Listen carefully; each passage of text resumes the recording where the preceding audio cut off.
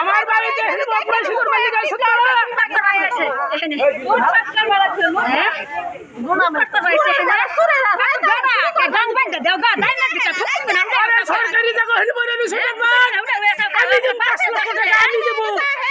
সরকারি জায়গা হলে আমি 5 লক্ষ টাকা দেবো। আমি খারাই বললাম আমি 5 লক্ষ টাকা আমি দেবো।